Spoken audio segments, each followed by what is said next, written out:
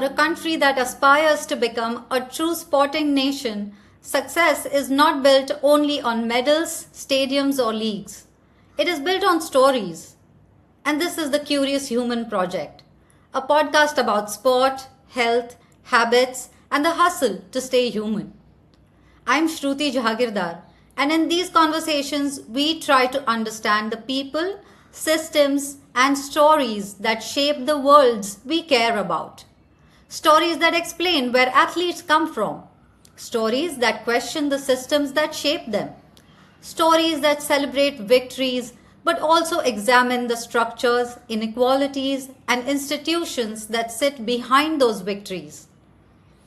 Because without those stories, without journalists who observe closely, ask difficult questions, and document the journeys that rarely make headlines, sport remains a spectacle. It never quite becomes culture.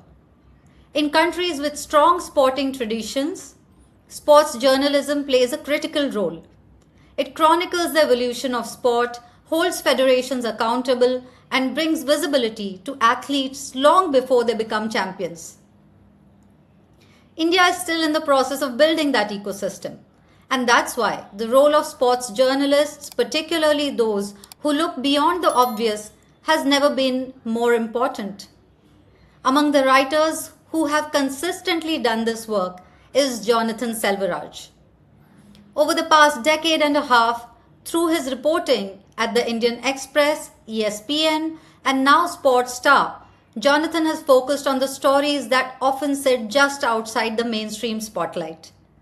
The Olympic sports, the grassroots systems, the athletes navigating fragile ecosystems, and institutions that shape the trajectory of Indian sport. His writing often reminds us that sport is never just about the moment of victory. As he once wrote while reflecting on the people who sustain the sporting ecosystem, sport is ultimately powered by all the people who help move the wheels of sport. That instinct to look beyond the medal and examine the machinery behind it is what makes his work so important.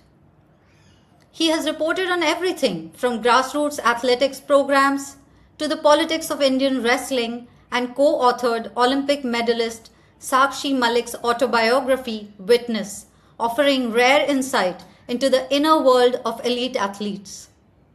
So today we are going to talk about sport not just as a competition but as a system, about athletes, institutions, storytelling, and what it really takes for India to become a sporting nation. And few people are better placed to explore that than Jonathan Selvaraj. Jonathan, welcome to the Curious Human Project. I'm truly honored to have you on the show. It's great to be on the show. And in fact, when you were introducing me and you meant to paraphrase something, and I was thinking where I heard it before, because I'd heard it very recently, in fact. No, and in fact, because I was speaking to one athlete, and I was thinking I had not written that yet, but he had spoken about something very similar because, so he is Dr. Karthik Karkera. So I written a story on him many years back when he had just started competing in India again after doing his medical degree. Now he's very close to the national record in the marathon. But he was basically telling me that one of the challenges which he faces is, of course, that people love to get associated with, well-known faces already. And he was mentioning the fact that if he was giving the example of a few of international athletes, what sets them apart. And he had mentioned that, that they're not just competing. Sport is not just one-on-one anymore. Sport is now system versus, it's not even team versus team, it's system versus system. And this has been told to me by multiple people in the last few months, in fact. So, I mean, even like so he was basically saying that when he's competing against guys from, the elite runners from, say, Kenya or even from UK or the US, there's a group of like 13, 14 people who does everything around the running so that the athlete's only job is to focus on the running. Whereas for a lot of Indians who aren't at the elite level, or even those who are at the elite level, and it's changing, of course, now, but the understanding is that हम खुद कर लेंगे, we have to do it, not हम खुद कर लेंगे, but we have no option but to do it ourselves. So they are taking care Yeah. of everything, and this is, and you the sports which actually are the ones where we are doing well, particularly say shooting. So the guy who's a high performance director of Indian shooting, so he was telling me this just a few days back. I'd met him at Asian Championships, and they, I mean, he's obviously he's a guy who's worked with multiple federations, international federations, and he's not a shooter, but you don't need to be like a shooter to get results in shooting. You have to treat it less like as any other high performance industry. and Right. and he's saying that individual pure brilliance can get you like one off results. You can, you वो like वो mercurial जो हम कहते हैं, like we like it used to be a trend in the 90s to say that Pakistani cricket team is like the mercurial. One day they'll be top, one day they'll be at the Yeah. bottom. And it's obviously Yeah. from a cinematic perspective तो बहुत cool है कि like one guy changing the destiny of everything.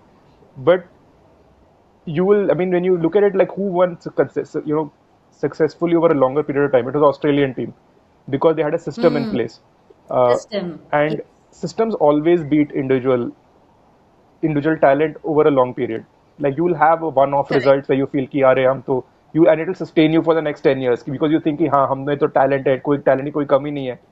But because you don't have that system in place which will ensure that you don't just have one guy, you have, so in fact, so in say in shooting, so they are very clear. They don't, I mean, they're not in particularly looking at कि we have to focus only on this guy. They're like, okay, fine, we know that we have to get 40% of our guys into final, 70% of those guys are going to win medal. It's not even ki, what are they doing? Correct. It's a purely a numbers thing, like almost like Moneyball Correct. in that way. Correct. But again, it's like in sport at the elite level, like sport amongst like what we do. I mean, it's fine to have individual drama over there, like because obviously we can't. I mean, most of us can't afford like big teams and everything. So we have like that, that like almost like a childhood fantasy of what sports is. But at the international Yeah. elite level, sport is is so in fact I'll give. I haven't written it yet. I should write it, and I'll say it anyway. Uh, so he so in fact even shooting, like they approach sport almost like, so this is the same guy. He has worked with the US special forces and everything, and I'd asked him, is how similar it is. It is absolutely similar. So the US special forces guys wanted to know what is the difference before they go out on a mission, and what is the physiological changes that happen when they come back from mission, as in, so to ensure that they are at high performance throughout this entire process of being under a lot of stress. And of course that is a extremely high stress situation, because I mean, in the end of the day, in sports, and no one dies at the end of, I mean, hopefully, whereas in military stuff, I Yeah. mean, all that happens. So he was saying that it's very similar. So the a lot of stuff which is synonymous. It's almost any high performance activity, be it studies, be it sports, be it anything. And I mean, again, I mean, when I got into sports, I mean, I got in from a very childish way of following sports, because you like it because there's drama, and because your childhood memories are associated with sitting watching with your grandfather watching like stuff, or watching it in person. And I mean, as you go along, then you realize that there's, yeah, it's more complicated than that. There is a it's Right.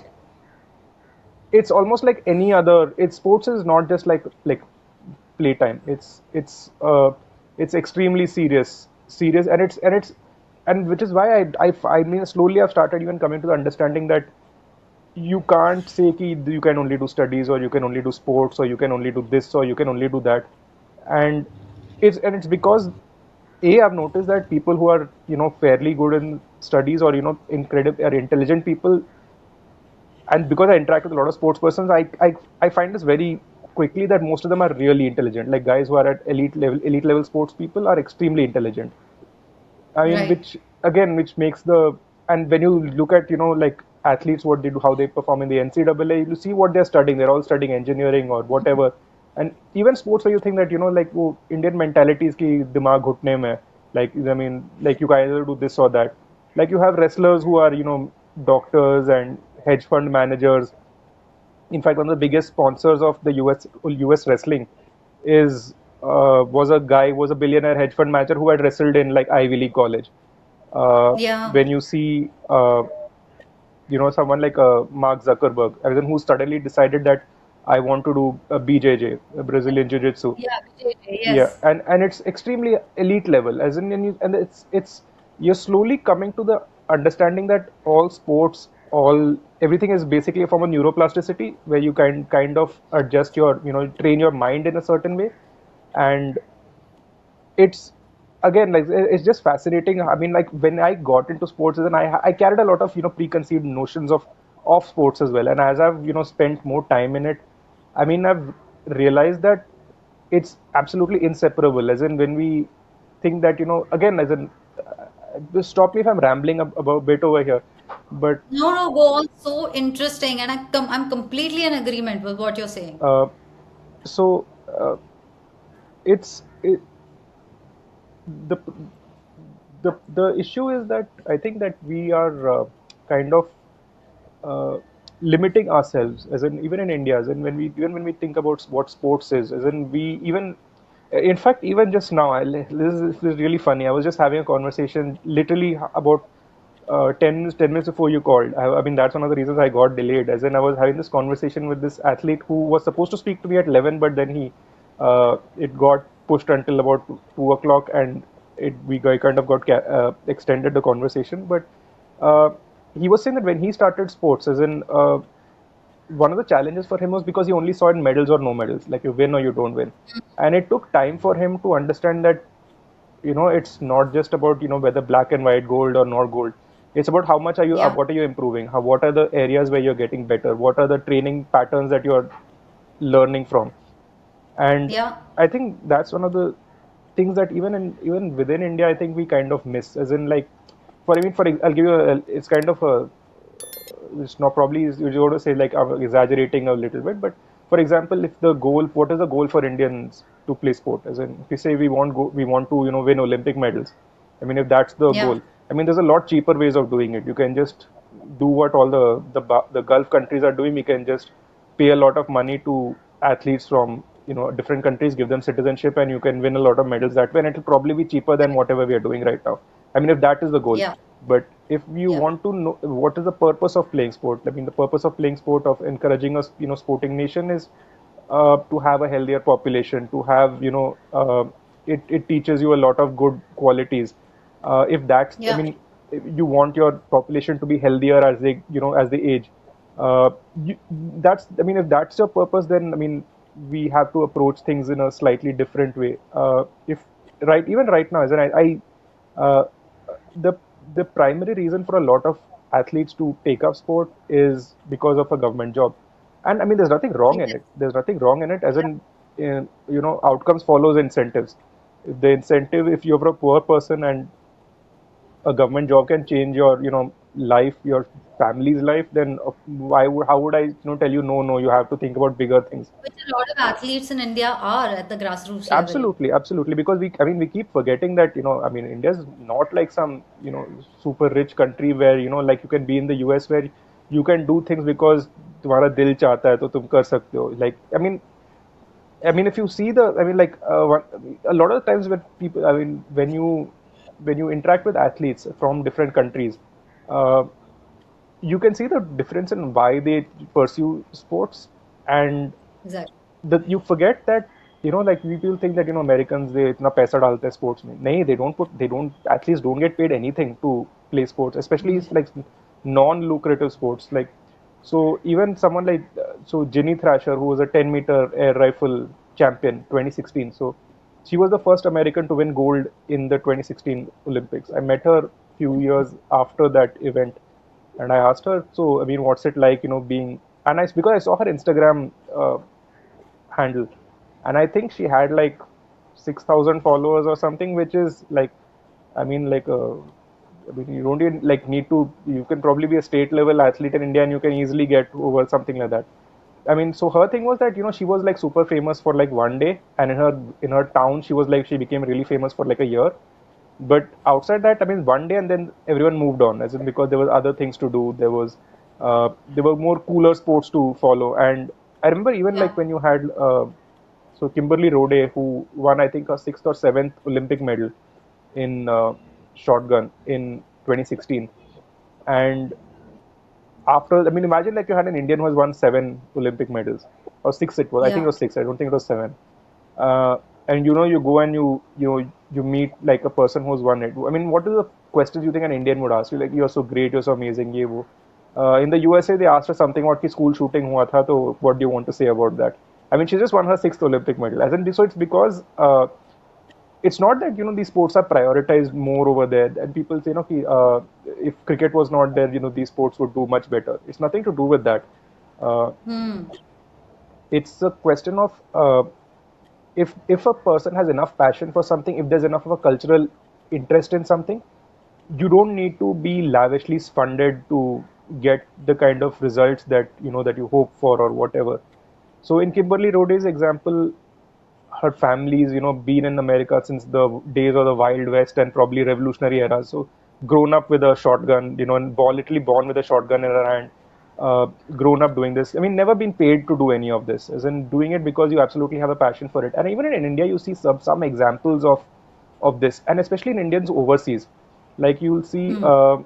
Like even someone like Tejaswan Shankar in India, as in has no reason need to get into sports, as in he's from a fairly well-off family, as in South Delhi boys, Sardar Patel school. You can imagine the kind of picture I'm putting in your head. Uh, Yeah. can literally do whatever he wants in life, as in, but he does athletics, of all sports to do athletics, which is a sport which is where you assume कि घिसना है life में, as in कि कोई guarantee नहीं है, as in where there's the motivations to cheat and take drugs, and I mean drugs and steroids and all is so high, and Yeah. you still want to do something like that because I mean he has kind of got that passion for it, and now he's doing such a good job. He's trying to make it sustainable. That he's trying to get kids who are playing sport and don't know what to do with their life. Okay, Kai, we'll take you to a US scholarship. We'll get you over there. So you've gone from like three people in the history last 70 years have gone to USA on NCAA scholarship, and now in the last year it's like 20. In 1 year alone, it's like 20 people. I mean, it's exponentially it's growing. Brilliant. There's like I mean, even within sports, and like I mean, there are ways to make sport more popular, and again, it's tied with money, but not like government money. Uh, Yeah. it's it's tied with how do you not train at cross purpose. I mean, like how do you ensure that? I mean, like we say the cricket is dominating everything, but cricketers need to do weight training as well. They need to do Olympic Yeah. weight training as well. So why should like Yeah. an Olympic weightlifter in India not be in a position where he can help cricketers? Which is Yeah. act- Such an interesting thought. which is actually what some so there was this athletics coach called Enram, uh, who he's worked with a lot of 400-meter runners, but he had also worked with the badminton with Sindhu and Saina back in 2008-9. He was because he's from Hyderabad, so Gopichand knew him. But because he's from Hyderabad, he also worked with Deccan Chargers. I don't know if Deccan Chargers didn't exist, right? There's another Hyderabad something Sunrisers now. Yeah, Sunrisers yeah, yeah. Hyderabad. Yeah. So he's worked with all of that, and but there's no reason why you can't have more of this. And even now, there's a Cross pollination cross is pollination. right. Yeah, that's the word I was looking for. Uh, Yeah. and it can absolutely happen a lot more, and it doesn't happen because mindsets are really hard to change. It's cultural inertia that you don't want to. So sometime back, Also thinking out of the box, yeah, right? yeah, When you mentioned that we have to form systems that can create repeatable yeah, results, and which is really what the goal should be to find any yeah, solution for sustainable growth in yeah, sport. yeah, These are the kind of out of the box ideas that we should be thinking about. And when you were speaking, I was also thinking about something really fun, right? I mean, for me it was a mental exercise. Somebody was talking to me recently about paddle because it's so popular right yeah, now, and I haven't played paddle. yeah, So at some point I went on YouTube and I was looking at it and I was trying to find out what's the difference between squash and paddle and etc. I was looking up the rules. And when I was thinking about what could be, now here is me doing mental hmm, gymnastics because I've not played the game yeah, yet. So I was thinking, how do I relate to this game? How would a coach perhaps coach people in a game where angles are more important than even sport, Hmm. even Power. power. Yeah. So I was in my mind thinking that I've played a lot of carom. Yeah. If I've played a lot of carom and I know how to work angles Hmm. Hmm. Hmm. instinctively. Yeah. And someone like me with some basic racket skill got onto the paddle court. Since day one, I could enjoy the sport. I'm not talking about competition. Hmm. Hmm. But I was also thinking if a coach was coaching these players, could they actually make them play carom Yeah. Yeah. to understand angles Yeah. and constructing shots? Hmm. So I'm saying that not all out of the box ideas work, but it is the cross pollination idea that you were sharing are the kind of out of the box ideas that we should be trying. Correct. I'll give you an example of where these things, where they could make a lot of difference and they haven't, been pushed. So, uh, I'll give it. So, for example, say a sport like MMA. So, MMA is, fairly cool. Kids like it, young people like it. It's a young sport. Yeah. So Chennai had like has a lot of interest. There's a lot of clubs over there. There's a lot of people who who started taking it up. But Chennai doesn't have like good wrestling coaches, grappling coaches. On the other hand, there are there's a lot of wrestling coaches, not grappling coaches, wrestling coaches. A lot of them in say Haryana because it's a reasonably popular Yeah. sport in certain. So Yeah. sometime back, like I was asked by someone from Chennai, can you recommend someone who can, come and coach over here? We'll give you like fairly decent amount of money. Uh, and I know a lot of like wrestling coaches who aren't paid that well because only a limited number of government jobs are available. And Haryana is a lot more uh, high level wrestlers than there are government jobs for them. So I said like, yeah, Yeah. sure, I'll ask around. And it was really difficult to convince anyone to want to go over there because they have that idea that this is how wrestling should be, this is how I should coach, and that idea that that I could teach over here and it could help me improve my skills and move into a different line. It didn't strike them. It didn't strike them, and Also this is share knowledge.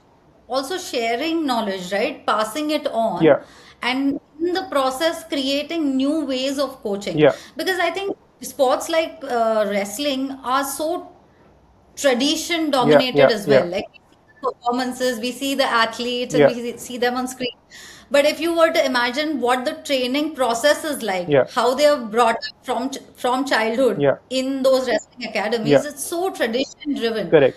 So to immediately ask them to move to the culturally opposite place Yeah, from yeah. Haryana to To Chennai, yeah, yeah, yeah, find passion to yeah, train and find a way to train differently. yeah, And plus MMA, I mean, you don't know if what is the mix of sports that these people are training in yeah. Chennai with, because wrestling So could be one, Brazilian jiu-jitsu could be in the one, sense that something, in the you know. sense that so like when you're training MMA, you have different days for different different techniques. So like you'll have one day where you doing a wrestling training.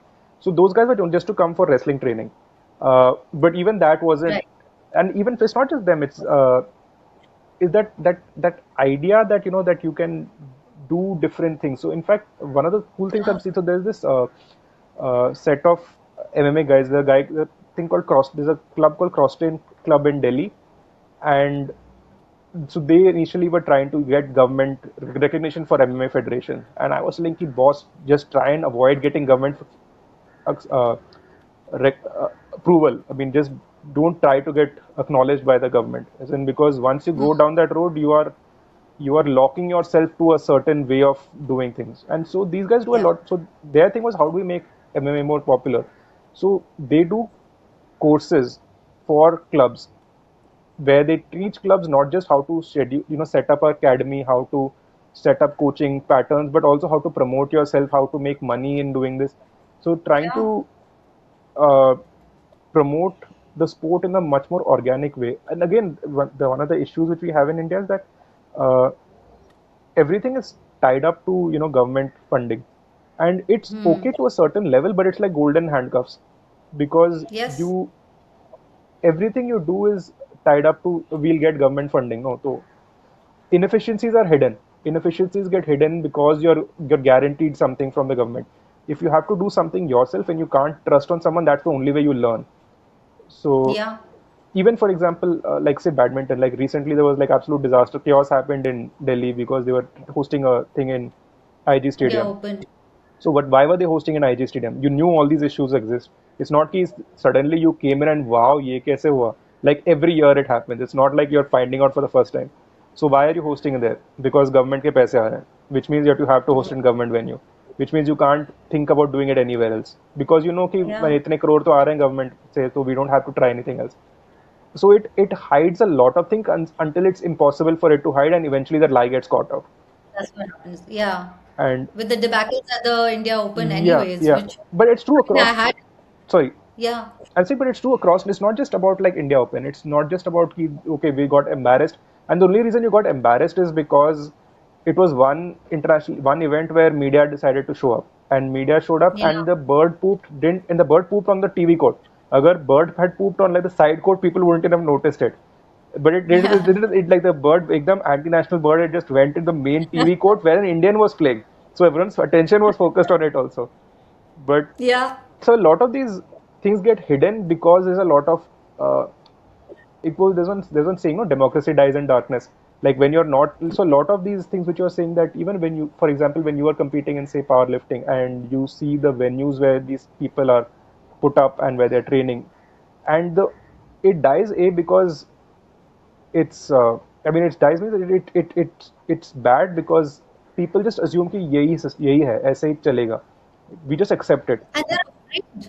And they're afraid. Yeah, I mean, one of the reasons why I put those pictures up, or I talk about it now when I'm at the yeah. tournaments, is because my life and career doesn't It depend on doesn't it depend on anymore. it. Correct, correct. But I have been an athlete in 2002 Yeah, when I was trying yeah, to play the nationals and be I used to be more regular at the selection trials, yeah. etc. And I was very young, but I would have not had the courage at that time because even without you talking about the issues Yeah, in your everyday nationals yeah, trials or state level trials, you see corruption around yeah, you. yeah, I've been at the receiving end of it yeah, when somebody paid to get me out of a national squad because this girl wanted to play in my sport. yeah.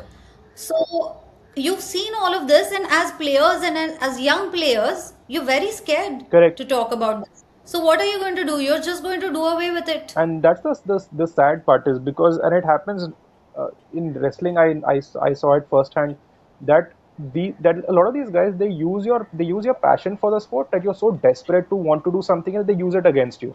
They're like, because they Yeah, know that they can hold it against you. And yeah, I mean, I'm sure it. I mean, I don't know what happens in the grassroots in say USA or whatever, but it's there's just a lot more oversight within and self regulation within the sport itself. Uh, I think a lot. I mean, the another issues in it. I mean, India is that there's not a lot of. I mean, like children are desperate. I mean, there's again it's because you're not a very well off country, so kids know that if you ठीक है, we'll put up with this, we'll get a job. There's just this the incentives are so perverse that you don't have I mean that it discourages openness, and you yeah, think that what, we anyway face this issue outside also. ऐसे नहीं है कि बस sport में हमें ये face करना पड़ता है. We face this in public also, like like cheating or whatever. So might as well just tolerate a little bit over here. We'll get what we want. We have already put in some cost mentality हो जाता है. We have already put in so much effort. If now we have to go from yeah, here, it will be so problematic. I mean, it's yeah, I don't think there's any short term so कोई silver bullet नहीं है. Like it's a question of uh, I mean there is one sort of silver bullet, but it's like almost shock therapy, I would say कि if you take out government funding from sports, then a lot of these absolutely inefficient federations will you know go the way of the dinosaurs, and they should they won't exist. They won't exist. But of course, if you take away government funding from sports, uh, a lot of sports which are where you have good people will also kind of you know end poorly. Uh, yeah, so something like say weightlifting, Olympic weightlifting, as in if you take out government funding from it, I mean that's that this it's all I really don't see uh, you know us being competitive in it anymore. As in, there's certain sports where I just like something like cricket. As in, it doesn't depend on the government anymore. It's gone so beyond it. That Yeah. I mean, they still take government support in terms of tax exemption, etc. But as in, they don't.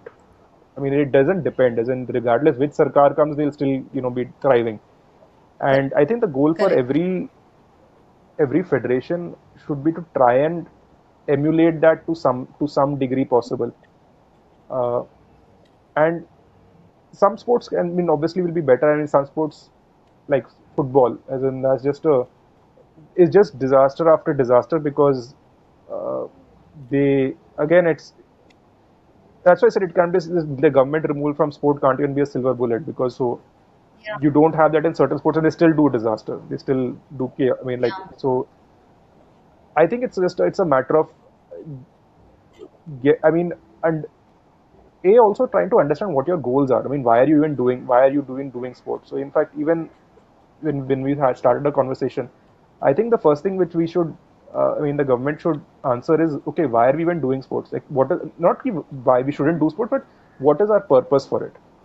And have some sort of metric to measure it as well, right? Yeah, I mean, now I'm coming a little bit from who I am, yeah, which is an engineer, but the world is moving towards data-led yeah, decision making. yeah, And while we ridicule, a lot of tech bro conversations, there is value in evidence, there is value in capturing data, yeah, there is value in then making your point and using it at the right place yeah, yeah. where you want to demand things. Absolutely. Like I said, like in the shooting example, the guy who's the high performance director of shooting is not a shooter. He is a golfer. But there is Yeah, there is metrics, performance metrics that which you can take from say golf or any precision thing like eye movement or heart rate or there's so many things where you can use to say okay what is your goal as in like I said what are the numbers we want 70% of our guys to sorry 40% of our guys to make it to the finals we want 70% of those guys to get into the podium. I mean these numbers don't randomly exist. These are numbers which exist in good countries and you're trying to follow certain ways of of replicating successful models. uh, the and this again like I said like this cross pollination ideas need to happen as in we can't say अरे तुम तो take bro तुम्हें क्या पता है and तुम तो माने वेट लिफ्टर हो तुम्हें क्या पता है इसके बारे में so I mean you need to see what are good practices you need to see can we replicate them in what we are doing. It's this entire thing that we have to live in a silo by ourselves. We have to do everything. It's it's it's not just it's pointless. It is also inefficient because you are the yeah, only one who are thinking कि हमें ऐसे करना है. When every successful country knows that this is not how you run a how do you get success. Uh, yeah, Success in terms of medals, as in terms of there are other measures of success, of course. Like, do you have numbers playing the sport? As in, for me, I think like a form of success is how many people do you have playing sports. So I mean, even yes, something like marathon running in India, as in I think it's extremely successful grassroots model. I mean, because they have the guys, the pro cam guys, and all they took time to build up the marathon running scene from nothing in 2010. Like, so marathons are extremely popular in India, and it's something which are which are popular even among corporates, as in guys like to yeah, do it. They found a way to to make it relevant to those guys. Like, yeah, why is it so difficult to make say weightlifting relevant to these guys as well? Uh, yeah, so so for example, so I sometime back I had spoken to so IITs have like weightlifting Olympic weightlifting clubs inside yeah, their thing. And these guys are smart guys, so they use they try to break down what are the kind of technical movements we need to do, what are the angles we yeah, need to have. And when you see like I think weightlifting has become extremely popular because of CrossFit, and it's sort of because yeah, these Olympic movements are part of it.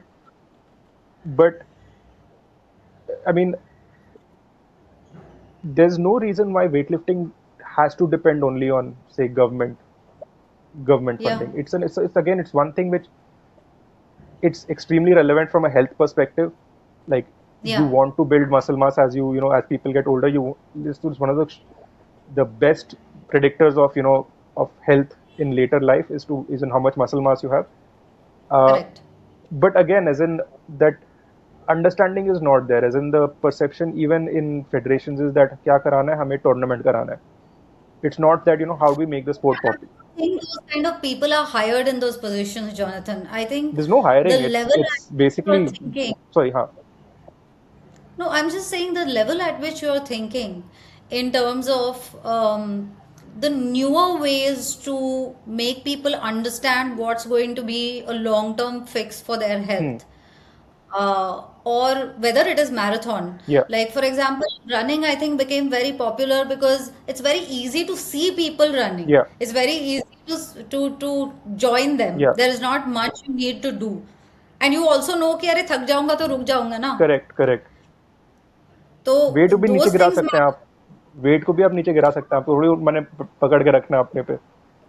और 5 kilometre है ना, correct. अगर run नहीं कर सकते हैं तो थोड़ा बीच में चल या लेंगे, या पर 5 किलोमीटर खत्म करेंगे. करेक्ट. कितने there are so many people in the last 10-15 years who would have done for their first 5 या kilometers even walking. या Could have been a running event or a running या relay or whatever. या But even if somebody finished 5 kilometers walking, I'd say, good for them. kudos. या good for them. Yeah, because there was no incentive to try that before but this competition came along. But And for weightlifting, I think awareness is much better than 7-8 years ago when I learned about it for या the first या time. या Now you don't have to explain to anybody why they have to do या powerlifting, weightlifting, या in the gym. I think most people are completely convinced. या But to make it exciting, because there are still the naysayers who are like, मुझे तो gym देख के ही bore होता है. hmm. So how do you transfer that excitement? So there are big ticket things which you can do to make things popular. Again, one thing is that you have to make sports relevant outside of competitions. Uh, so, for example, if the problem with a lot of federations is that, like I said, क्या purpose है federation का to conduct a tournament? Yeah. Why do you conduct a tournament so people can go outside, and get selected to go internationally? Why do you want that? So that we can get more people to come in. Why do you want them to come in? So we can host a tournament. It's just like a vicious Yeah. circle of just hosting tournaments so you can host more tournaments. Uh, but the point about sport is that you want people to take it up. You want people to be to learn it. You want to get new people in. So how do you get new people in? So that like so one thing is to make sports relevant outside tournaments. So like I said, the thing which Tejaswin did, which I found really fascinating, is that when he said that uh, when he started getting kids getting into US scholarships. Now that's a great motivation for parents. Like, who doesn't want their Yeah. kid to get a US scholarship? There was a big secret right now that most squash players would chupchap, they would go to New York University, because New York University has a lot of sports squash scholarships, and they end up going to hedge funds over there, because finance world mein squash is extremely popular, and a lot of guys. That's such a great insight. Yeah. So tennis, squash, I mean, that was the thing. So these guys, because they're from well-off families, they have an idea that this is how you do it. So why couldn't athletics do that? So it took a Tejaswin Shankar to realize that, boss, this entire field is open. This entire world is open, where we can get, like, we have 20 kids right now who are in the US. Why can't we get it to 100? I mean, there's no, Yeah. it's not impossible. There's plenty of junior talent over here. Uh, so this year we have 3 people who are in the not 3, there's 5 people, I think, 5 Indian kids who are competing in the NCAA championships. And Nice. it's 5 times more than the previous number. As in, like, there used to be one guy, like Tejaswin Shankar. And last year there was, I think, 1 or 2 people. And this year there's 5. I mean, it just keeps growing. For our listeners, NCAA is a national College. collegiate. Yeah. It's probably the most competitive form of sport in the world. As in, if you look at the Olympics, the vast majority of Olympic winners in track and field will be from the NCAAs. Vast majority. Yeah. Like, even the best Jamaican athletes will be studying in the US. Sorry? And it's so competitive Extremely. that Yeah. even sports publishers and news Yeah. websites pay good money for showing the live scores and updates Yeah, of this yeah, tournament, which yeah, ideally sitting in India, we cannot imagine yeah, that a collegiate tournament is actually widely reported across the US yeah, at a live score level on national news yeah. channels. So in fact, that's one of the good things the US did. As in, so the US is not dependently we have to host a national championships, and that's the main thing of a federation. Like the role of popularizing track and field happens at every school.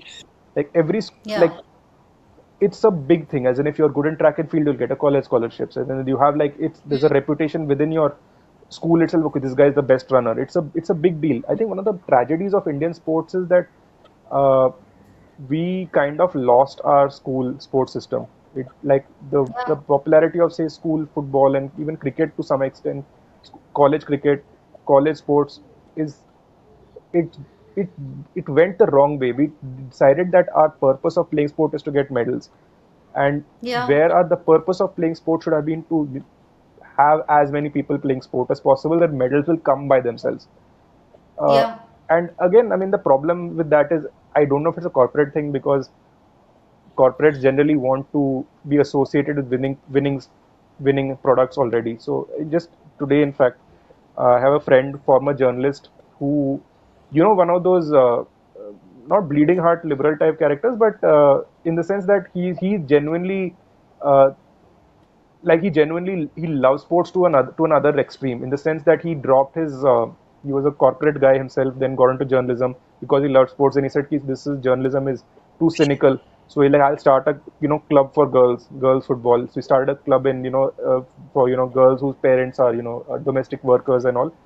uh, and he's like, he's an excellent guy. He's actually like a football nut guy. His name is Arka Bhattacharya. If you guys should look at the work he's doing, you should.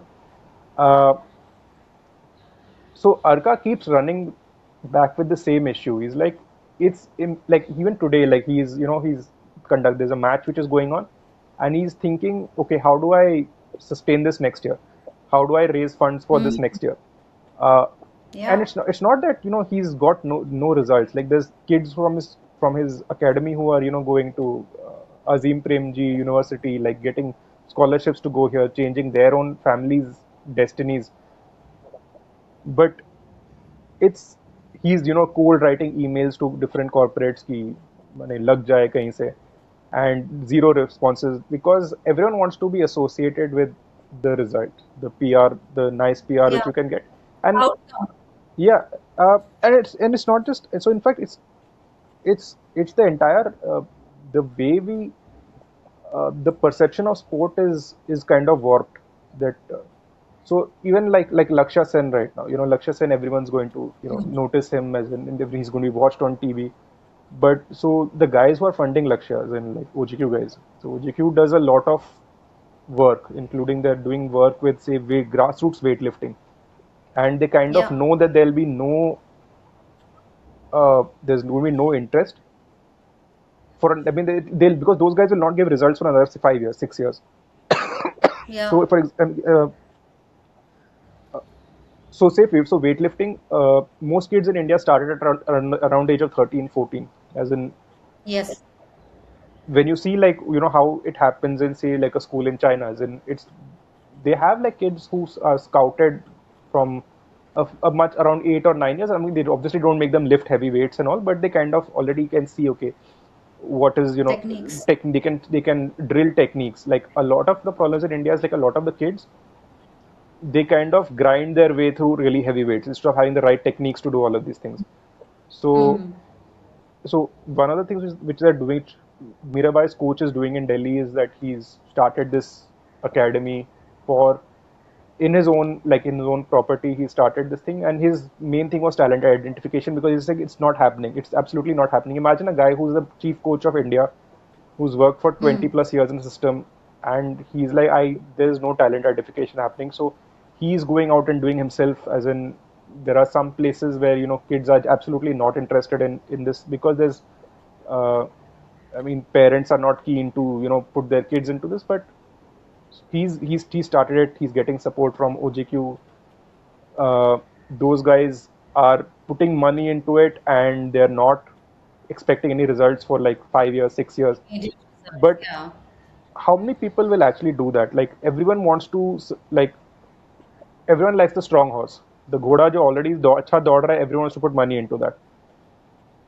And that is not the fault of the strong horse, or in cricket, for example, if you think that I'm leading, it's not, because it's not their fault. It's the fault of people who are unwilling to, spot like opportunities. There are opportunities everywhere, but because the reason why we are putting money is the reason why we care about sports is still not the right reason. As in, we still care about sports that they'll get a medal, देश का नाम रोशन होगा. It's a very Cold War way of looking at sports. So let me ask you this, Hmm. you know, what is to you a sporting nation? I suppose sporting nation has become a buzzword, Hmm. or something to write about, and an aspirational Yeah. dream. But if we were to define it, Yeah. what is really a sporting nation? So I mean, I'll let's look at what are sporting nations. As in, you'll say Australia's a sporting nation, Germany. I mean, like basically Western Europe, uh, Western democracies, we'll say. And one of the reasons for like sporting nations is because sports was seen as a form of leisure, Hmm. but sports was not just a form of leisure. Sports has an actual nation building role as well. If Yeah. you look at lot of the Olympic events, as in they are synonymous with military activities, running, shooting, Yeah. horse riding, the modern pentathlon, shot put, literally a choice, throwing a cannonball at people.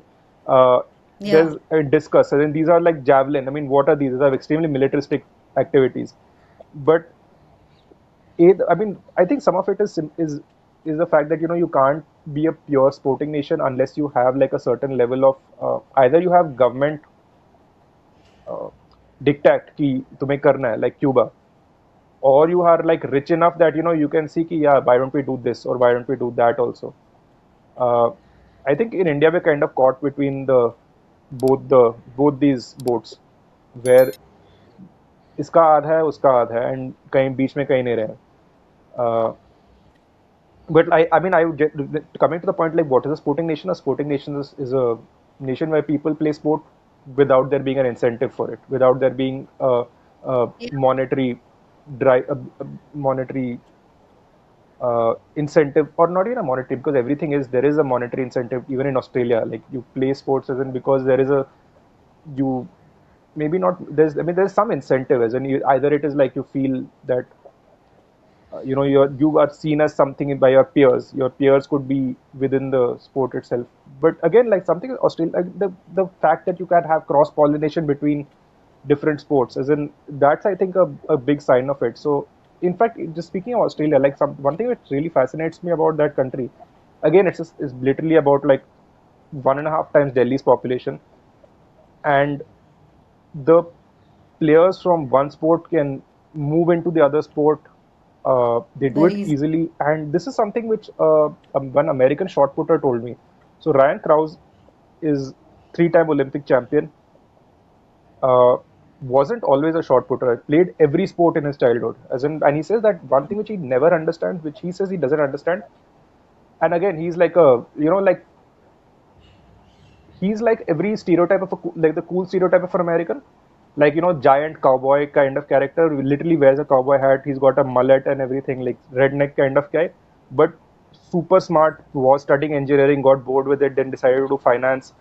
Uh, is married to a doctor, as in trains with this huge American flag behind him, and just but also at the same time, extremely insightful, like very open with his way of thinking. And one thing which he said, which is something which I think I'm surprised again, that he says that he doesn't understand why kids specialize so early.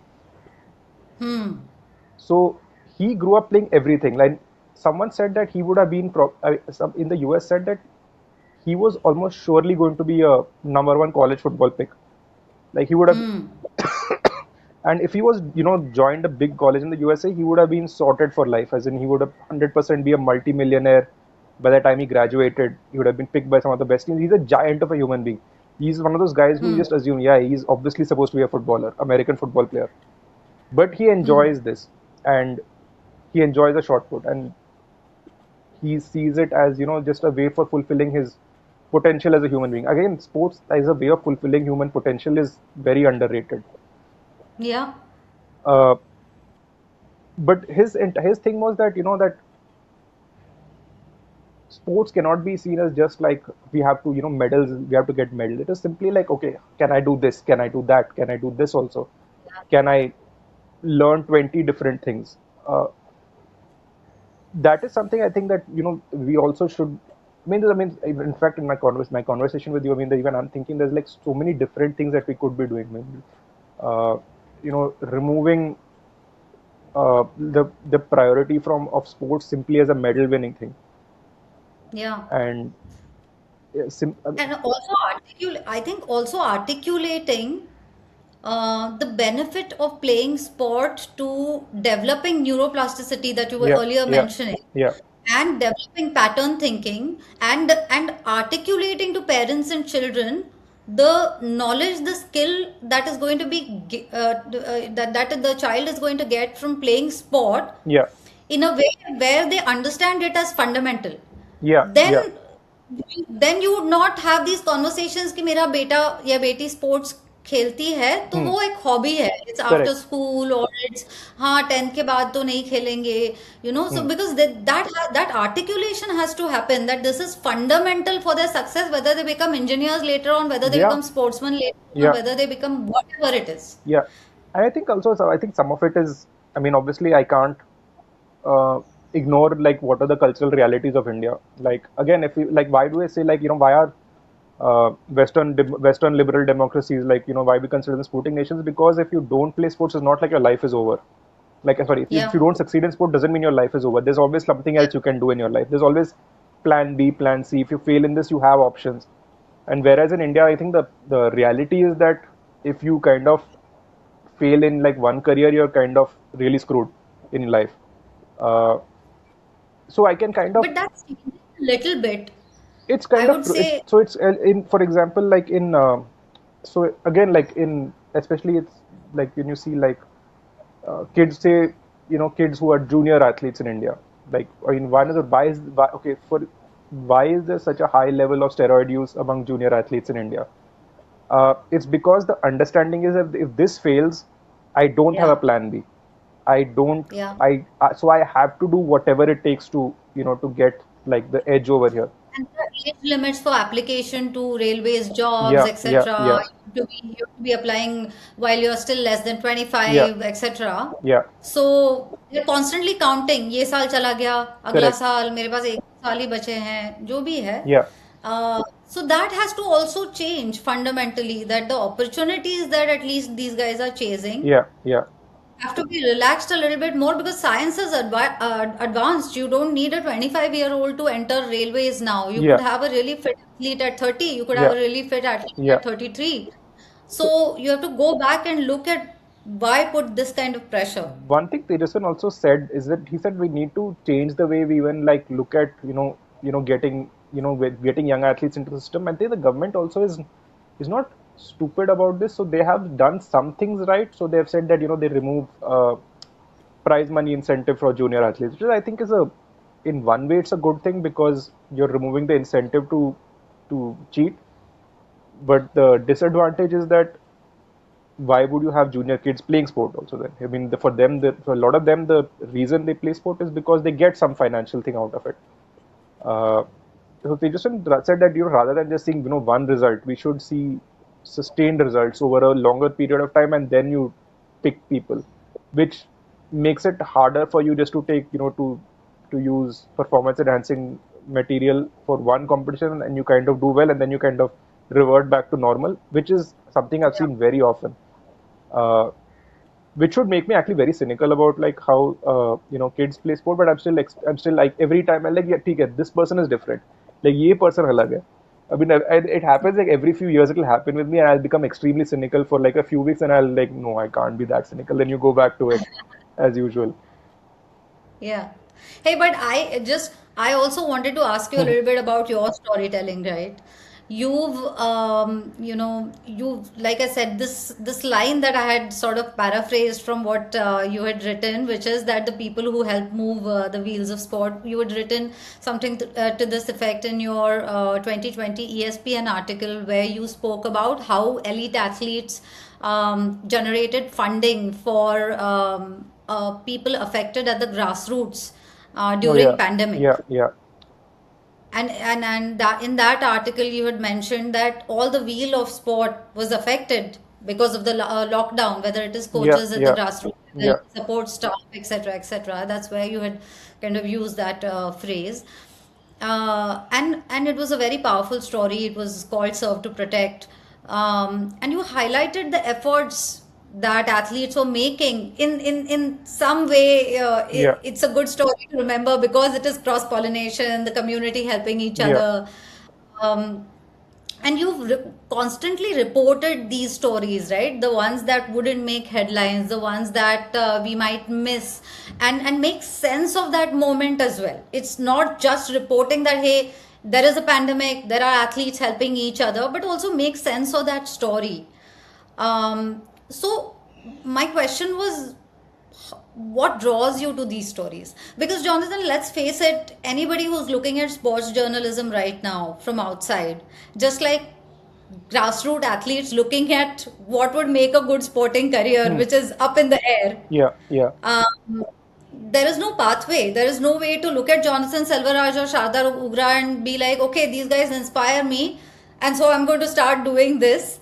There is no guarantee that you'd be recognized, and and in a landscape where cricket dominates the dialogue. hmm. So, how are you being so brave and courageous and finding these stories, making sense of it? I didn't think it was like I genuinely did not think of it as being courageous or anything. I genuinely think ki why are no more people not doing it? I think of it like that. Ki, so okay, so for example, why do we care about sports? Goes down to that very basic question. Why do we care about sports? I mean, all animals, play, but in their childhood, like once they grow out of their childhood, no animal reverts to playing. As in, some animals which are in around humans do it. Like dogs will still play at a relatively later age because we have kind of forced them into childhood, like dependency. We have forced them. But why do humans care about sports? I mean, because so humans care about sports because it's extremely it's something that makes us human to care about something Yeah, which doesn't have any meaning. yeah, Like when we look at it objectively, like there's the guy hitting a ball with a bat. I mean, how does it affect your life? But it does. It does. I mean, we. It's a form of. It's literally what makes us human that we care about something like this. Uh, and it's the only truth, right? It's real, it's live, it's happening in front of you. It can't be adulterated. You're it experiencing the moment as it as happens. it happens, and it's also it's a sports is almost like a metaphor for life. Like Yeah, we all of us have like some well kind said. of this play happening in our own life, success moments where you feel like you've got it and then you lose it, and the Yeah, work which you're putting in. So it's almost like it's sports is like a snapshot of life but compressed in like 30 life. minutes or like an hour. So it's little Yeah. like a In one morality play. match, you live a life. Yeah, In it's one match, you live a lifetime. you A live a time. lifetime. It's literally like an entire. That's one of the reasons why we care about it. As in, so we like Yeah. beyond that. As in, obviously there is mechanics and techniques and there's machinery which goes into it, and all that is fascinating. But what's the real reason why we care about sports is because sports is a metaphor for life. So sports as a Hmm. metaphor for life doesn't just have to be cricket. It is anything. In fact, in other things, it's almost a little purer. It's because that commerce is kind of a little bit away. It's not entirely away. So Yeah. again, that's one of the reasons why a lot, at least in the past, it used to be. I don't know if I think it's a little less now, but a lot of athletes used to have like this, uh, irritation with cricket. They're like, यार ये सब कुछ कर रहे हैं, सबके पास है. And maybe at the starting of it, I also as a like perpetual rebel कि नहीं like cricket क्यों कर रहा है ये सब. And as you get more mature with your life as well, like you realize, no man, there's beauty in that as well. There's a purpose in that as well. uh, I've stopped having this feeling that we are up, we have to fight against cricket. Cricket is non-Olympic sport because now cricket is an Olympic sport also. So I think that's one of the reasons why I can't even say that as an argument. But like the purpose of sport is the human inside that. So I genuinely I don't see it as as a bravery. I think it's like it's I feel almost blessed in a way that I get to see these guys, as in these guys are extremely fascinating characters. uh, the way when you speak to them, as in you get so many ideas of, because again their life story or the way they think is so relevant to the rest of us as well. Like I said, like literally half an hour before I spoke to you, as in that is a thing which the guy said, and which I then was able to relate to you as well. Like he said, like when you start your career, you're only thinking about gold or not gold, and as you move Yeah. along, you understand that you're not going to win every time. There are some competitions you play to gain experience. There's some the purpose Yeah. of competing is to improve every day, which is true for life as well. Uh, Hmm. the like everything which you do doesn't have to get results. As in, like everyone sees these guys when they're in the moment of glory, and you're seeing that there's so one thing which he said is that the happiest the happiest he is when he's training. That's actually like, and that's something which even Abhinav Bindra says as well. Like that's his happiest moment, when he's able to train. And once Hmm. athletes lose that happiness in training, is that's when they know, yeah, I'm kind of done with my career. It's time to pack it up.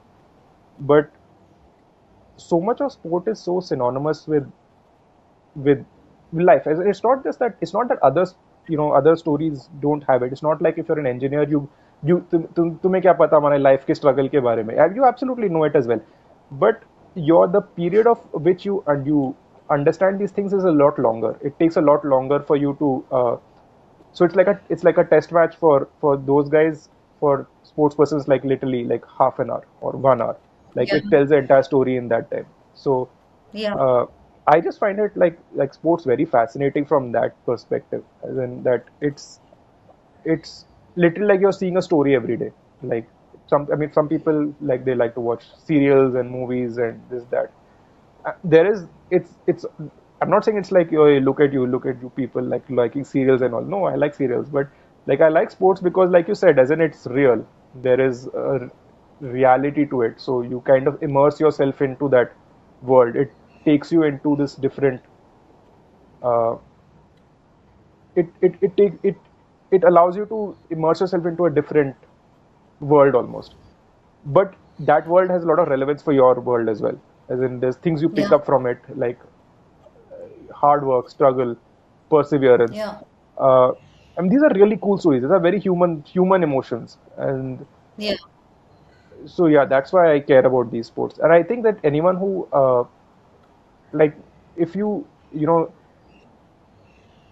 obviously we all have our stuff to do, we all have jobs to do, etc. But when you say why do people care about sports, yeah, this is why you care about it. I mean, there's this it's such a human act, it's such a human thing, and it connects you with Yeah. being human all the time.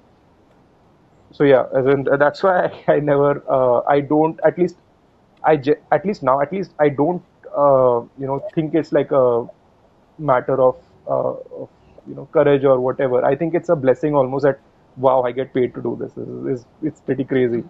Like I'm waiting for someday someone's going to realize ki, boss, what is going on? Like we are paying you to do this stuff. It doesn't make any sense. You should be paying us. But yeah, No, no, but I think your stories are read so widely, and you bring out those nuances, the backgrounds of the athletes, what's going on behind a tournament, yeah.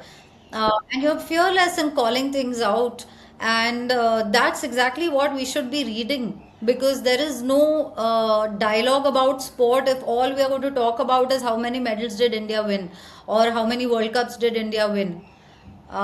There is no dialogue if if those nuances are not in public discourse. There is a place for that also. I'm not going to say that that we should never say कि अरे कितने medals लेके आए. Like we should never say it. We absolutely should say it because uh, like any human activity, you're also pursuing excellence. Like one of the things about sports is like it's the pursuit of excellence in something.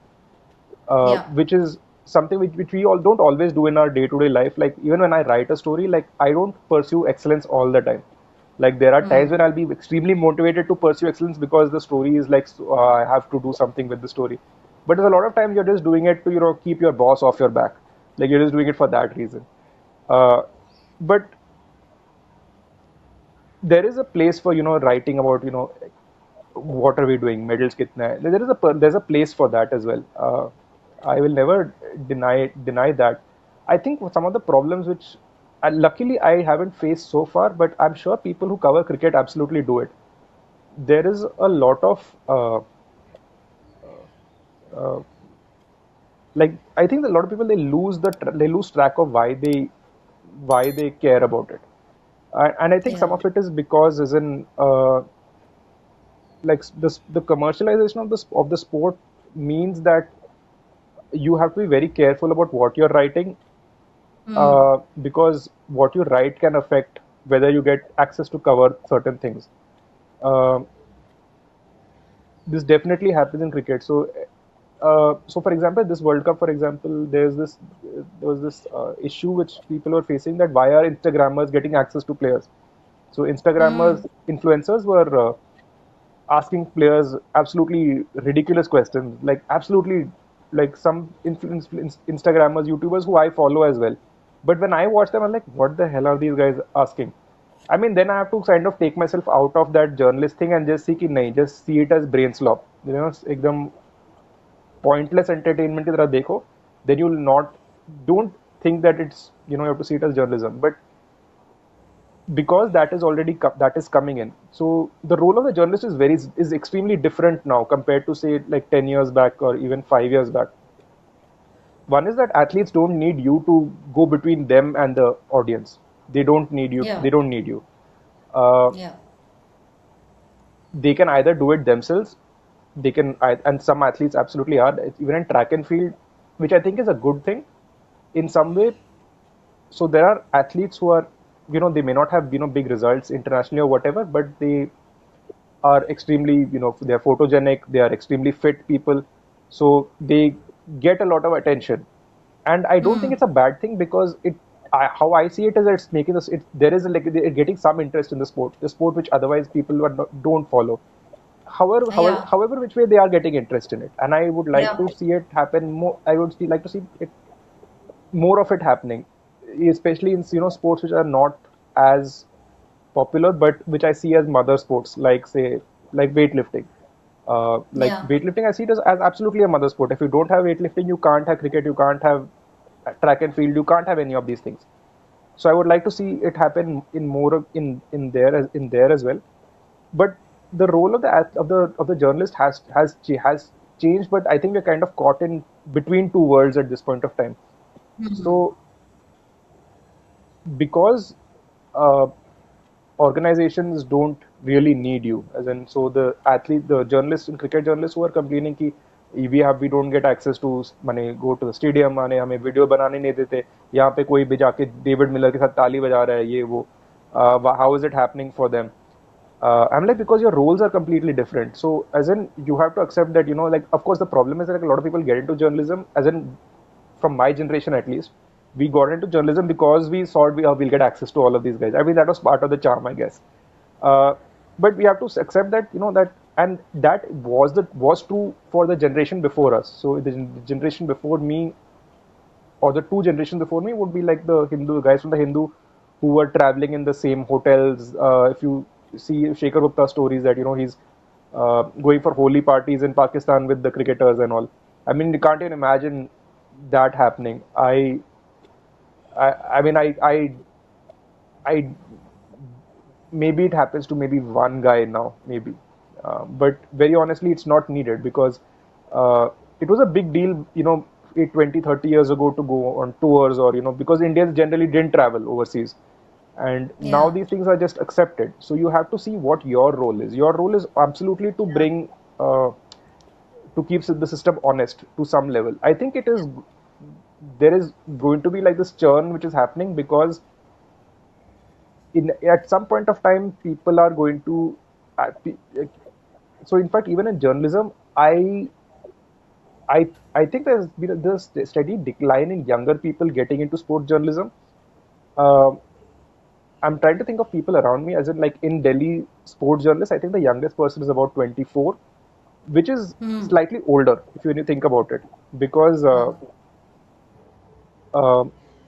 I mean, when I started, I mean, there were people, kids who were 18, 19, just out of college coming into this. And I think part of the reason is because, as in, there's an understanding that the role of journalism has changed. You can't get into journalism, sports journalism, if you simply want to hang out with athletes. I mean, Yeah. I mean, there's a lot easier ways of doing it. And you study to be a physio, you'll definitely get better opportunities like that. Yeah. But your role is different. Your role is to absolutely to tell stories which don't get the don't get seen by everyone, like which are not sellable, like from an Instagram perspective or whatever. Your job is to keep the system honest as much as possible. As in, if there's wrong Yeah. things happening, you need to be able to. So, so someone said that everything which if you're doing a story which someone wants to be done, then you're doing PR. You're not doing a story. Uh, Yeah. I mean nothing wrong in it. PR is an absolutely essential part of the journalism world, and I'm friends with a lot of PR guys, and they've helped me a lot with a lot of things. But you have to accept that your job as a journalist is little bit more than this. You have to do stories which cannot be replicated by Instagram influencers or whoever. You need to, I mean, obviously you need to adapt as well.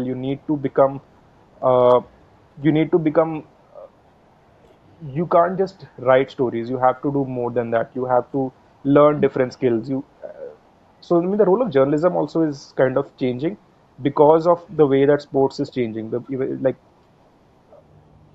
you will always have like a purpose. There'll be a time when you are needed, because there'll be a time when in-depth knowledge is needed.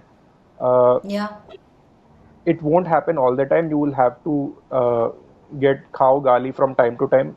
But at the end of the day, you're doing it because you love this thing. As in, you're not doing it because, I mean, if you want to make money, like there's a lot easier ways of making money. Like I was in Yeah. advertising, I could have stayed over there, but you do it because there's just this is you wake up every day and you think, wow, this is crazy. I'm getting paid to do this. I hope my boss doesn't find out. Like I mean, it's just a lot of fun to be able to do what we are doing. As in, when you speak to people your age who are doing different things, and you ask them, and they're doing the same thing every other day. Whereas when you ask, and I ask what I'm doing, like every day there's someone new, there's a new story, there's some new thought which comes in, there's a new way of someone is approaching a problem. I mean, I find that that is a form of neuroplasticity as well, because I am learning something new every day, I mean, I'm sure there are different fields where that is happening, but I feel very happy that I get a chance to learn new things and meet new people and get new ideas every day. No, and you need a certain type of personality for that, right? Where else would I be talking to a fashion school graduate Yeah, who's such a well-known sports journalist in India? yeah, And I and he being a petroleum engineer yeah, yeah, who's yeah, now in the sports world as well, yeah, more on the sports tech side. yeah, But that's the beauty of having a passion for sport, because nobody opened their eyes to say that, hey, I want to be a sports journalist. Hey, yeah, I want to be working in the sports industry in this position. yeah, yeah, And which is why we stumble upon it. We yeah, go somewhere, we find our path, and we stumble upon it. And that's why I think there is gratitude, yeah, much more gratitude. yeah. So in fact, I always wanted to do stories some way or the other. Like I wanted to do stories. So in fact, even when I was in the fashion industry, I was uh, I was doing photography, and I was working with Femina magazine. Yeah, no, but as in I mean, it's. I still find that world extremely fascinating. Like I still read a lot on it, but I, I don't know. I found that there's like I wasn't getting that the kind of stories I was looking for. It's I mean I probably like the dopamine hit of a sports story is very different from the dopamine rush of writing about certain the kind of embroidery which happens or something. There's an interest in that. It's not like I look down on it. I still find it extremely fascinating. That entire world I find extremely fascinating. I still subscribe. A lot of my friends still are in that industry, like they still work in that field. And surprisingly enough, they've come back to the sports side of it. As in, I mean, even though they were not interested in sport, like I don't know either. I tend unconsciously to surround myself with people who have some connection with that. So they work in like say sports footwear or whatever. Uh, Yeah. So much research going on in yeah, sports yeah. related fabric, It's sports footwear. Yeah, it's crazy, as in the kind of the like someone was like the weight of the latest Nike Vaporware shoe, like it's I think it's the a pair of socks is heavier than that now. I mean Yeah. that's which is insane when I think about it. And the funny thing is that there's so much stuff which is happening inside India as well. So a lot of the sports manufacturing in the world, it happens right here in India.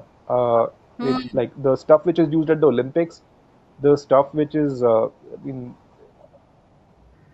mean that stuff is interesting to me. It's not like super intriguing in the sense that I like it, but and I like seeing like manufacturing and stuff happening. It's fun to see it. It's different from writing a sports story. I mean it's different. I mean there's stories which you do because it's intriguing, and then there's stories which you do because you love it. I mean like Yeah. it's sort of like that. But Yeah. so in fact, even in weightlifting, there's like so Eleco is like the big Swedish company, Swedish Nordic company which Yeah. does that. And now I mean now you have like a few Indian companies that are trying to get into that thing. And I mean I find that world very fascinating uh, because of when you see when I think again I think one thing with sports, just to digress, but one thing with sports journalists sh ideally should do more of is that they need to get close to the kind of stuff, the stuff which they're talking about. So a lot of us, a lot of journalists, sports journalists, in fact, have no idea what a weightlifting bar feels like, or what the weight Hmm. of it is. When you imagine when you see these guys lifting on TV or whatever, you say, it doesn't look that hard because, like, for example, I remember like one of my editors long time back was telling me, "क्या है बार को उठाना है, मैंने sir के ऊपर डालना है." And then when you actually start, moving the weight when you touch the weight for the first, when you start doing it yourself, it gives you a new perspective. When you see a gymnast going on the parallel bars or the Roman rings, they make it look really easy. Then you look, okay, wow, it's really high above the ground. And you hold yourself up and wow, I am really heavy. I can't really pick myself, with my hands. I can't really do that. That's really hard. Yeah. When you see like a, cricket bat or whatever, guys see a guy hitting a six. I mean, like you're just like, six mar raha hai. Then when you go to the, to a center of the field and you see the bat in your hand, wow, the bat is, and your forearms need to be strong. Like the ball is really fast, as in like there's a weight to it, there's a texture to all of these things. Uh, that is something which I think that journalists should be doing, bringing in a lot more of, because right now we get, I don't know, maybe it will happen eventually. Like, people are going to will talk about it at some point of time. But I think a lot of people need to get a lot of journalists at least, because we are luckily in a position where we can see this, where we can see it from very close up, which is, something an influencer may not be able to do. Yeah. But there's a lot of perspective and lot of touch and feel that, that should be bringing into, when we write. Like, see, even like wrestling, how many people realize that when these athletes make it look so easy, but imagine physically moving a person who doesn't want to be moved. Like that is literally No, what wrestling is.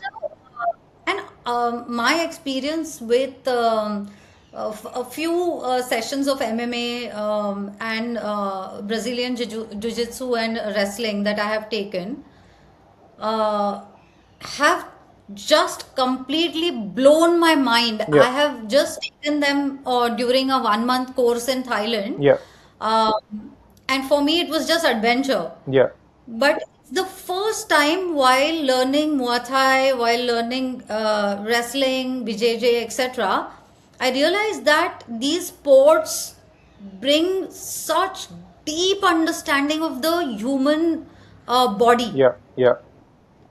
Even you don't know who lives in this body every single day Absolutely, where your absolutely. arm can get locked, Yeah, where can somebody just what you were mentioning, where can somebody just quickly give you a nudge just behind your thigh or whatever Yeah. and And you just lose all completely control. bring down a 6 foot Yeah, guy? yeah, Yeah. yeah. It's not to do with size, it has to do with understanding the human body. Correct. And that was my takeaway from learning MMA, or taking a few classes in MMA, that I was completely mind blown. And which is why I consider it absolutely my topmost rated sports. Like Yeah, contact yeah, sports for me are the greatest in yeah. terms of what you know about yourself Correct, while correct. playing that. I mean, it's also super helpful in your day-to-day activities as well. So, for example, I remember remember when Trump got shot and like a bullet grazed his ear. So there was Yeah, one guy who got the picture. There was like a dozen camera guys there. There's one guy who yeah, got the shot. It was an Associated Press photographer, and I mean, when they looked at his background, they found that he practices. He's like a 48-year-old guy. He's practicing BJJ. Like he's a really high-level practitioner of it. I mean, so I'm not saying that it directly correlated to it, but he was that spatial awareness, that the ability to be clear under pressure, to get the kind of shots you needed. I mean, all of it makes sense. And again, I think that we need they'll I think maybe it's just inevitable that we'll come to a time where we pursue these things because it's fun to pursue them, not because we are getting something out of it. कि कोई yeah. job मिलेगा या फिर बस physical safety होगी या whatever, because obviously that is another can of worms. Like if you ever go for any of the self defense classes by which police conducts in, you're like, no one's getting safety out of it. You're going to get the guy mad. That's what's going to happen. Yeah. और कुछ नहीं होगा. like like And आप shadow practice करके आ जाओगे actually. जब actually wrestling में आपको सिखाते हैं कि how do you clutch yeah, just under the waist and yeah, behind the thighs to yeah, bring somebody down, right? yeah, Even if you're doing that in a controlled environment, yeah, yeah. जब तक आप खड़े हो और कोई 1 second में आपको गिरा नहीं देता है, हाँ, you don't feel the chills that go up your spine and up all the way into your brain correct, unless you felt that. correct, correct, You don't know what the sport is about. correct. So it's about getting comfortable with that situation, to being comfortable. Again, anything which gets you outside your comfort zone, I'm always very pro it. Again, the reasons why I say Indian wrestlers are fairly comparative compared to, say, other Indian sports people. Oh, The world follows them, by the way. yeah, The Canadian wrestling team, etc. yeah, it's because they compete so often within India. As in, like that, it's like why Indians are some Indians are good in like test giving, because when you prepare for like an engineering thing, like you're giving tests for the last 2 years, you've been doing it every Yeah. weekend. You're doing it, so you lose that fear of giving tests. It goes out of the way. You perform instinctively in the thing. It's very similar to, say, wrestling or any sport. Anything you do repeatedly, you get over that fear of doing it. uh, it's Again, that's why I say everything is replicable. It's all replicable. It's one of the many things that you hope to see change in your lifetime as well.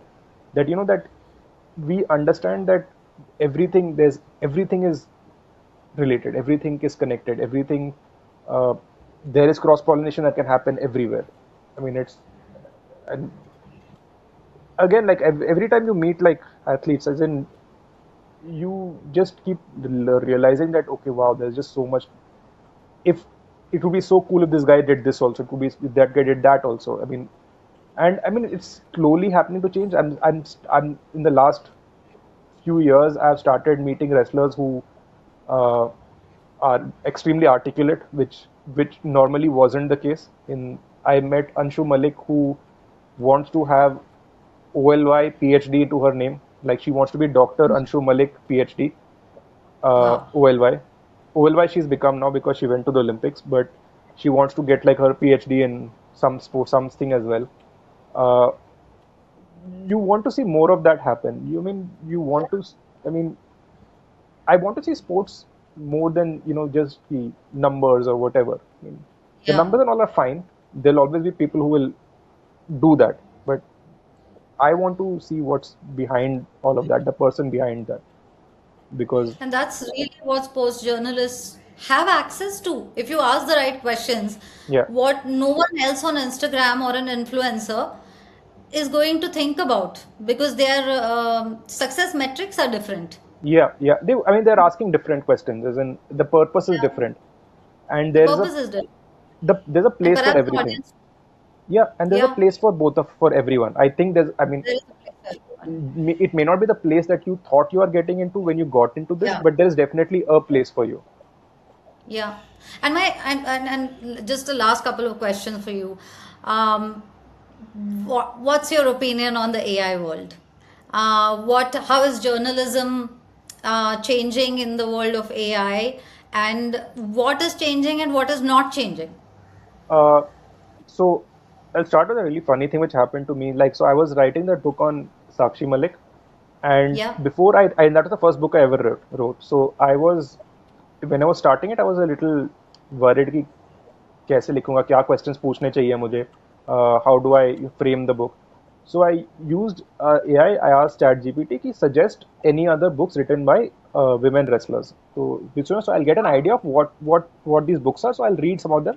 I'll have an idea of this is what the structure of the book will look like. So it gave me like a list of books, and it said this wrestler has done this proper bio sab diya, like what, like wow, that's a really cool story. I should absolutely buy this book.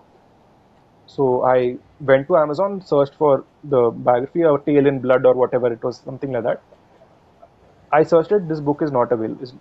There's no result for it. I'm like, okay, this is surprising. Then I googled it to see if this book is available elsewhere. Maybe I can, borrow it from a library or whatever.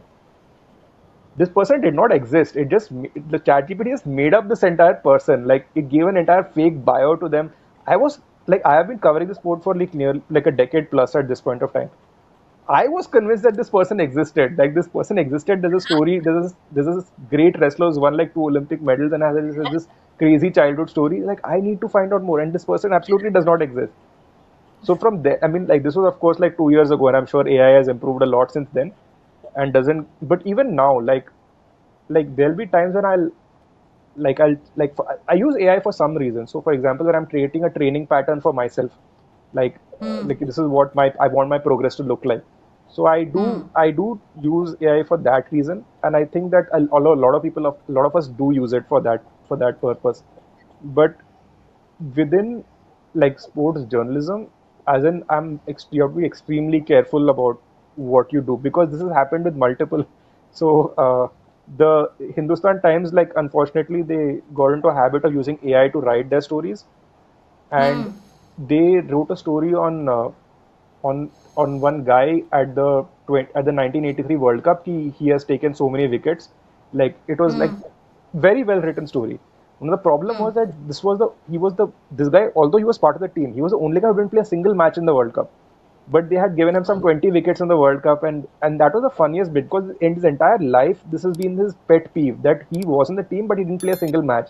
And then Hindustan Times Wow. wrote an entire story कि भाई उसने माने 20 wicket भी लिए थे उसमें, just to rub in that point 20 years after his 40 years after his 1983, that they gave him a win which he didn't even have. Like, so you have to be super careful about these things. I mean, there is definitely a role, and I think one of the roles will be in telling stories. So, for example, if you can use you know text to video to to Hmm. do your stories for you, there is absolutely a place over there. But so far, I think that you need to be a little careful in how you're using it. And one of the problems with AI, which I also realize, is that it kind of coaches you to think in a certain way. So, for Yeah. example, if you want to know, okay, if I want to do something about this person, it's like when you read like uh, if you read enough of it, then or even if even like a learning model, it just takes images, and when it wants to create a new image, you remember that you've seen this image somewhere else, because even though the Yeah. training model has It's an been aggregator. what Because it's an aggregator, it's not yeah, original. yeah, but in the sense that even like for example, when you read something enough and you write it, there are times when you write some things and it's extremely similar to something you may have read like 5 years back or 10 years back. So the solution is not to not read, but is to be aware that this can happen. So Yeah. the thing is that I see, like, I know that it's fairly common in sports media. I know that Sports Illustrated, which is like a really legendary publication, got into a lot Yeah. of trouble because they were getting entire articles written by AI, and they had like AI generated thumbnails of fake people who are allegedly writing these articles. So yeah, so I mean, but again, companies see it as a way of saving money. But the embarrassment of being caught, I think, outweighs the benefits of doing this sort of stuff. Yeah, yeah. No, and you know, I I come from a world where I'm working a lot with sports data Yeah, now. My impression is that if a journalist can ask the right questions yeah, and is willing to verify the data that is available to them, yeah, then data backed stories and helping with some level of acceleration in producing that story, so long as you have a very clear idea of what you're doing, the facts are verified. yeah, In yeah. that sense, AI can accelerate, bring in efficiency, but to look at it as a brain replacement Oh yeah, is yeah, where the problem is. 100%. No, you're absolutely right. So in fact, I just realized like something which some one AI which every sports journalist probably uses is, and even I have definitely uses it, is in auto transcribing. When you have like, so you say you have like a 1 hour interview with someone, and it will take like at least 3 hours to transcribe it by hand, but if you use AI, it Yeah, kind of does it inside like 5 minutes. So that's one thing I think yeah, which every journalist does. And but correct. even over there, you have to go through it once just to be safe, because there's like people's words are being Yeah, involved over here. mistake. Correct. And my last question to you is, we've spoken about so many things, some things that could bring value, some things that are not working, and some things where we could identify directions where progress can happen through this conversation. But given where India is today, given where the world is today, in the greater context as well, and in the context of sport, what gives you hope Hope in what aspect? Like in in where uh, sports will go? in sport, in the way the world is going right now, um, So just I in any context that you would so like to so answer I'm that. I'm fairly open. I don't have any strong feelings that everything should be in a certain way, because I think one of the things about is we think that the past has always been great, and we think it should always be like that. But I am fairly open to change. I think like whatever, there's a purpose for everything. So for example, even like you have enhanced games happening right now. Like I am not like someone who's like, oh, this is horrible, you should ban these people, ये वो कि enhancement हो बिल्कुल नहीं होना चाहिए. Fred Curly run कर लेगा, माने 9.5 second कर लेगा, तो it will be shame on everyone. I mean, I genuinely don't. I think there's a world for that. There's a world for, let's like there's a world for enhanced powerlifting, and there's a world for natural powerlifting. There's both of them makes. I can see like the benefits of both of it. Like, do I want to see like eventually cricketers replaced by like a guy with just a big bicep who's hitting sixes every ball? Now that'll be fascinating. I kind of am interested in seeing that also. Like I'm not going to say कि नहीं नहीं pure होना चाहिए वो. I want to see what that looks like also.